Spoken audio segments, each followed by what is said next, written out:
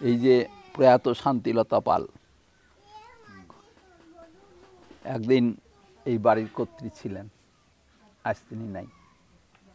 কোথায় কোন অনন্ত লোকে কিভাবে আসেন আমরা তাও জানি না। আজকে পৃথিবীতে লোক 700 কোটি। 100 বছর পরে পৃথিবীর লোক সংখ্যা হয়তো বা 1000 কোটি হবে, 2000 কোটিও হইতে পারে। কিন্তু আজকে যে 700 কোটি লোক আছে তার কি একজনও থাকবে? একজনও থাকবে না। কেননা সাধারণভাবেই আমাদের আয়ু 100 বছর কারো নয়, আমরা সকলেই চলে যাব। তাই কোথা থেকে এসছি আর কোথায় যাব এর কোনো আমাদের জানা নাই। তাই মহাজন বললেন, কোথা হতে আসিয়াছি নাহি পরে মনে, অগণ্য যাত্রীর সাথে তীর্থ দর্শনে এই বসুন্ধরা তলে।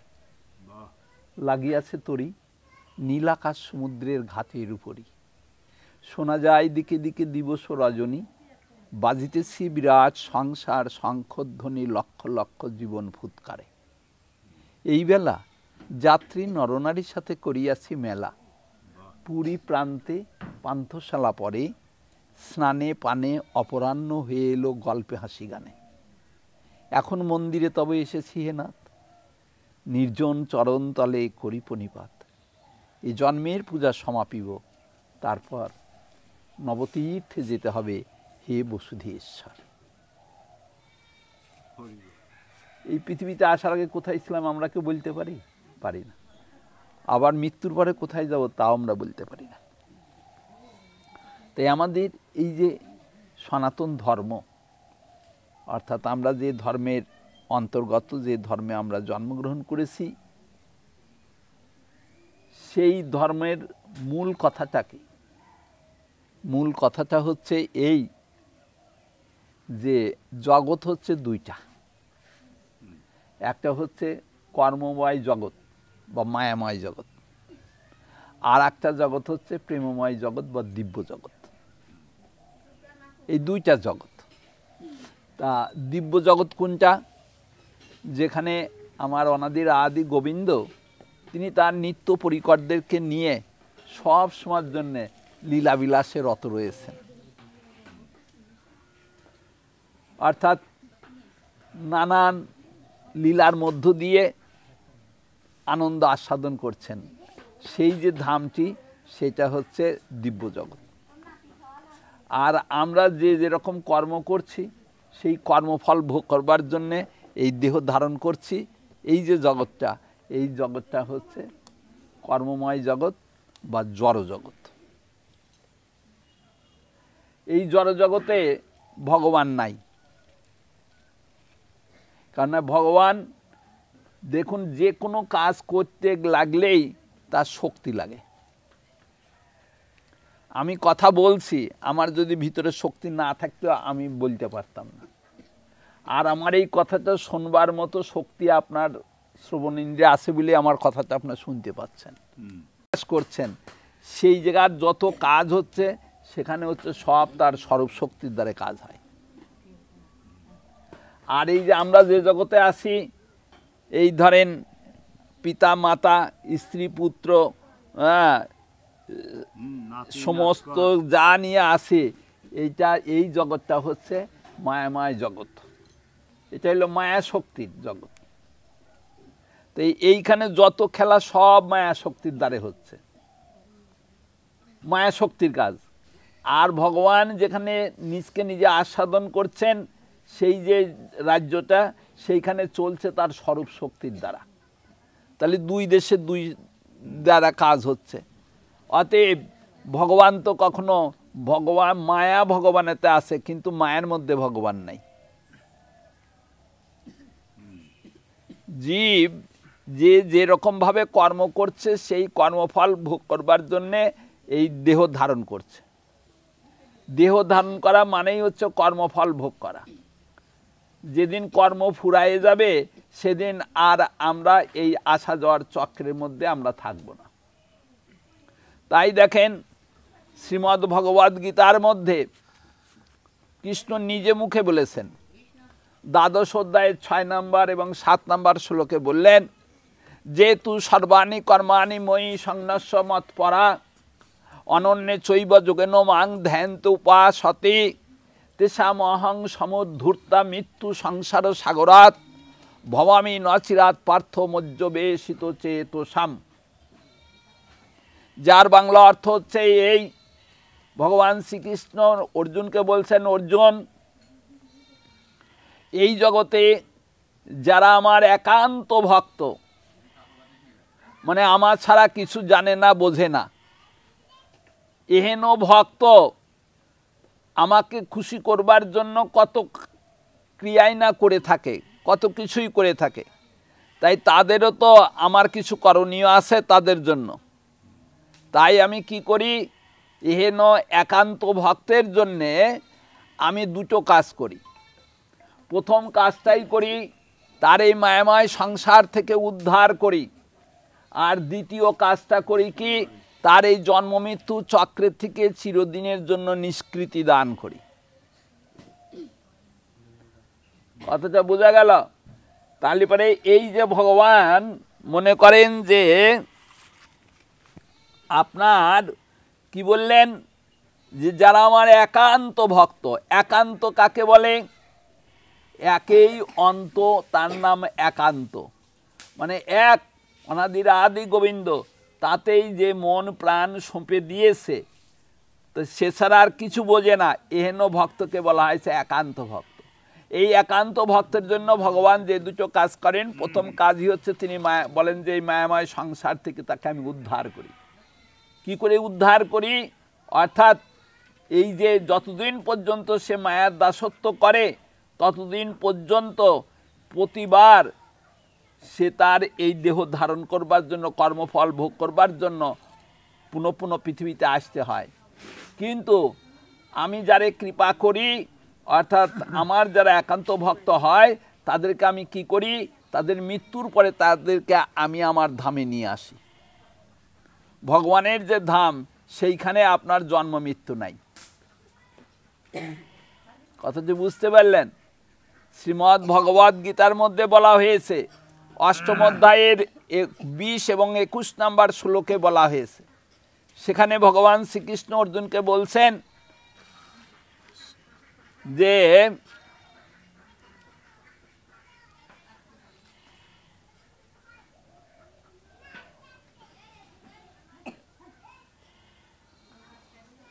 অব্যক্ত পুরুষরতন, প্রলয়ের মধ্যেও তিনি নিত্য সনাতন, পরাগতি হয় কিন্তু অক্ষর অব্যক্ত, সেই মোর ধাম পুনর্জন্ম মুক্ত। অর্থাৎ ভগবানের যে ধাম, সেটা হচ্ছে পুনর্জন্ম মুক্ত, সেইখানে গেলে আর জন্মগ্রহণ করতে হয় না। তাই দেখুন, আমরা যতদিন পর্যন্ত এই মায়ের দাসত্ব করব, ততদিন আমাদেরকে এই পুনঃ পুনঃ এই গতাগতি থাকবে। কিভাবে গতাগতি করব, কোথায় গতাগতি করব, সে কথাটা আমাদের শাস্ত্র বলেছে যে এই 84 লক্ষ জনির মধ্যে আমাদের গতাগতি। 84 লক্ষ জনির মধ্যে আমাদের গতাগতি। 84 লক্ষ জনি অর্থাৎ স্থাবর 30 লক্ষস্য জলজ নবলক্ষক, কৃমি 10 লক্ষস্য রুদ্র লক্ষস্য পক্ষিণ, পশুব 20 লক্ষস্য চতুর্লক্ষস্য মানবা। স্থাবর জনি হচ্ছে 20 লক্ষ বার, স্থাবর 30 লক্ষস্য, জলজ নবলক্ষক, জলজ প্রাণী হিসাবে 9 লক্ষ বার, কৃমি 10 লক্ষস্য, কীট পতঙ্গ রূপে 10 লক্ষ বার, রুদ্র লক্ষস্য পক্ষিণ 11 লক্ষ বার পাখি জনম, আর পশুব 20 লক্ষস্য, পশু জনম হচ্ছে 20 লক্ষ বার, এইলা 80 লক্ষ বার, আর 4 লক্ষ বার হচ্ছে মানব জনম। এই 84 লক্ষ জনির মধ্যে আমরা পরিভ্রমণ করছি। তাই এইবার মানব জনম পেয়েছি, এটা কি সাধনা করে পেয়েছি? তা পাইনি, এটা ভগবানের করুণাতে পেয়েছি। ভগবান দেখলেন যে জীব এত কষ্ট করছে, এই জন্যই সেই জনের মধ্যে ভ্রমণ করছে, তাই তিনি কৃপা করে কি করলেন, এইবার আমাদেরকে মানব দেহ দান করলেন, মানব কুলে পাঠিয়ে দিলেন। কেন পাঠালেন? করুণাটা কিসের? অর্থাৎ এই 84 লক্ষ জনির মধ্যে, অর্থাৎ আমরা যে পরিভ্রমণ করছি, একমাত্র মানব দেহ ধারণ করেই ভগবানের আরাধনা করা যায়, ভগবানকে লাভ করা যায়।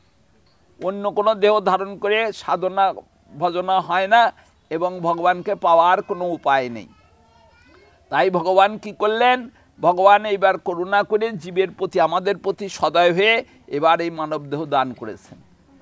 এই জন্যে বলা হয়েছে এটা দুর্লভ জনম।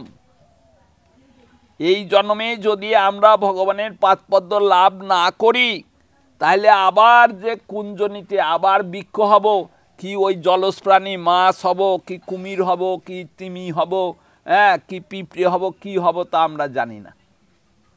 কেননা কোন কর্মের কি ফল তা একমাত্র তিনি জানেন, তা ভিন্ন আর কেউ জানেন না।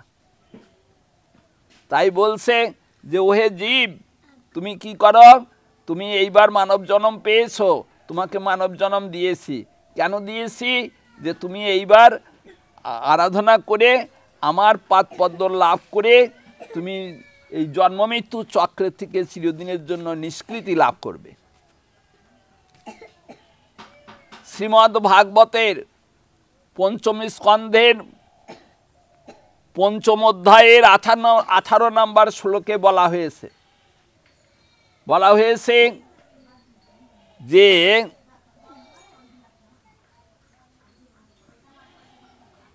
বললেন যে যিনি আমাকে এই জন্ম মৃত্যুর চক্রের থেকে নিষ্কৃতির উপায় করিয়া দিতে না পারেন, তিনি আমার শিক্ষাদাতা হইলেও গুরু নহেন। তিনি আমার জন্মদাতা হলেও পিতা নহেন। তিনি আমার গর্ভধারিণী হলেও জননী নহেন। তিনি আমার কর্মের ফলদাতা হইলেও তিনি দেবতা নহেন। তিনি আমার পালক বা দয়িত হলেও তিনি আমার বান্ধব নহেন। যিনি আমাকে এই জন্ম মৃত্যু চক্রের থেকে নিষ্কৃতির উপায় করিয়া দিতে পারেন, তিনি হচ্ছেন বান্ধব।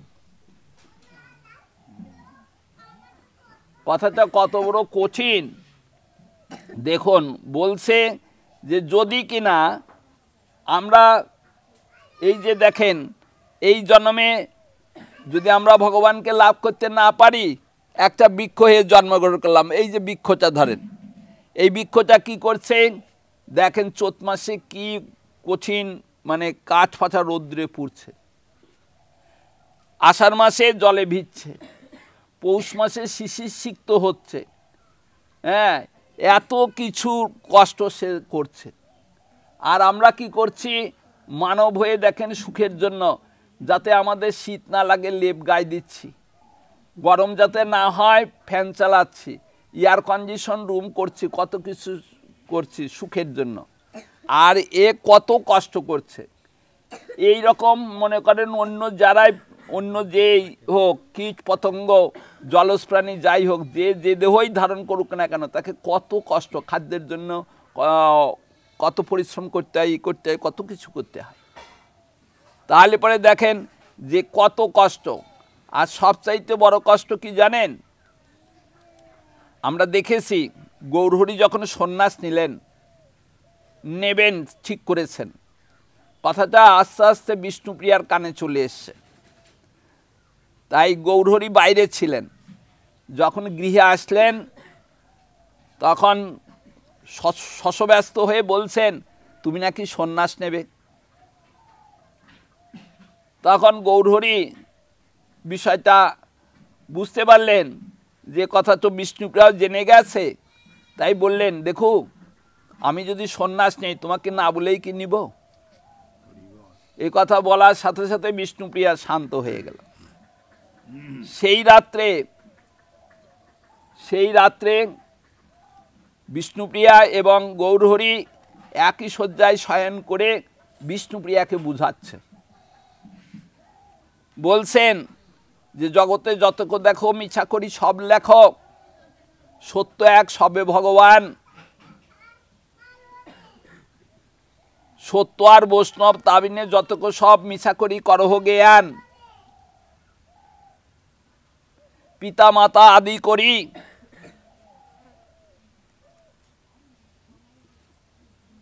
পিতামাতা আদি করি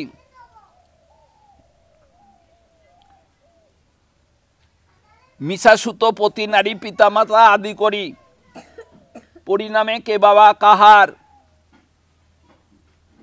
শ্রীকৃষ্ণ চরণ বহি আর্ত কুটুম্ব নহি, দেখো সব মায়া তার।